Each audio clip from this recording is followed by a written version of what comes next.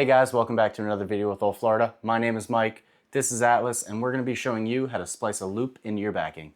Alright guys, welcome back to the table. So the only thing we're going to need today to do this splice is going to be a piece of single strand wire.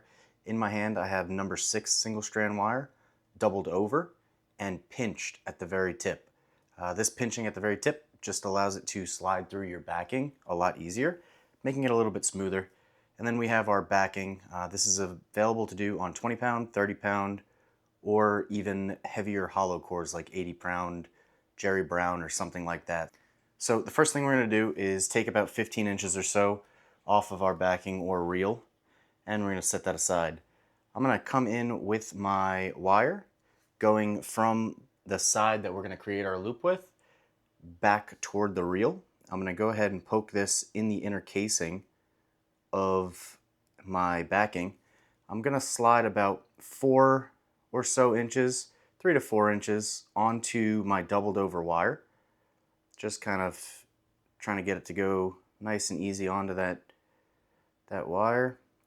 Once I have that, I'm going to poke through the side, making sure to poke through a full triangular gap and not the individual small fibers. That is a pretty important thing to make sure. So now I have my tag end, my inner splice, and then my main line. I'm going to slide this down the wire just a little bit. I'm going to open up my wire. I'm going to feed this tag end doubled over through that wire and bring it all the way up to the very tip. So just to go over that one more time, I have my needle. I came in from the right to the left. I have my little tag end. I went through the casing. I doubled over this pinched piece and I went through it. Now, with my fingers, I'm going to pinch from the back. I'm going to grab that wire. I'm going to slide that casing all the way over, all the way through, and I'm going to pull this through. So I'm actually inside outing the backing on itself right here. So I'm going to pull a little bit more out. I actually just inverted. I'm looking at the inside of that hollow core or micron dacron. So that's what you want, and then you're going to form a loop right there. So that's our first loop that we're going to need. This is spliced right here, and then I have this tag end. So from this, if you want to adjust the loop size, all you have to do is slide by grabbing the back end of this splice. I can shrink this loop size. I'm only going to use this loop to put over a spool, so this is more than enough space right here than I need.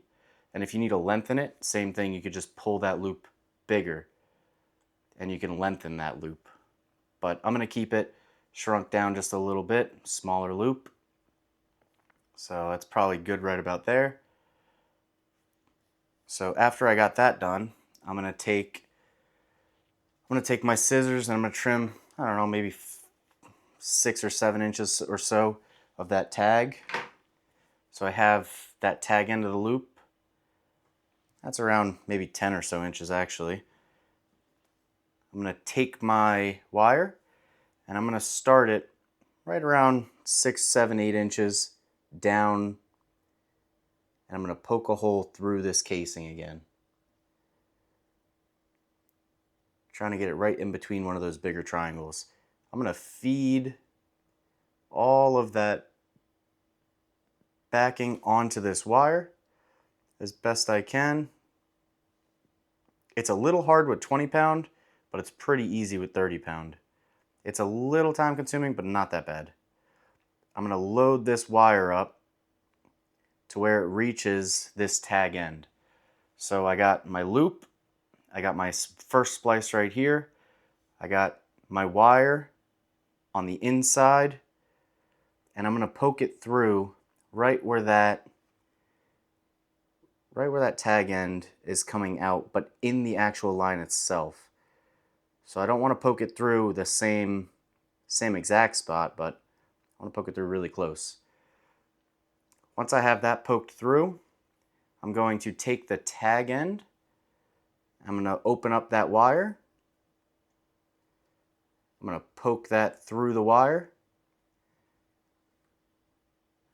So now I have that tag piece through the wire. I'm going to feed this all the way down. And I'm going to pull it tight.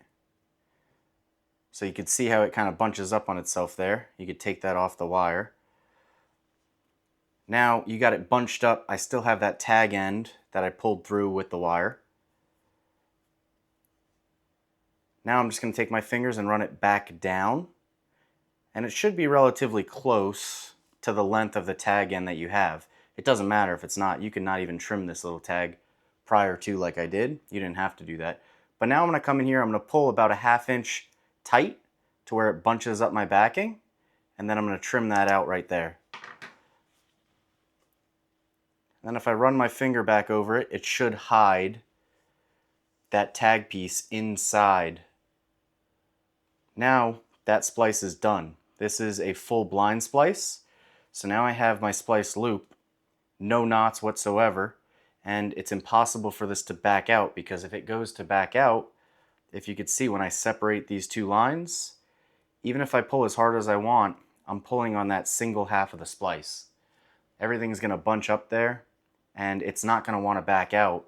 There's no way that this line can undo itself. It's 100% knot. It is super strong and as slim as you could possibly get. I mean, there's obviously no knots, so it's my favorite thing to use on anything under 9 weight. Once I start getting my 10, 11, 12 weights, I do splice the fly line onto the backing. If I know I'm not going to be changing out fly lines a lot, but if I'm going to change them out, this is the way I do it, even with my 30 pound. You could do this with 20, 30, or any hollow core. Thank you so much for watching, guys. We really hope you appreciated the video. Hope you learned a little bit. And as always, we hope to see you guys out on the water.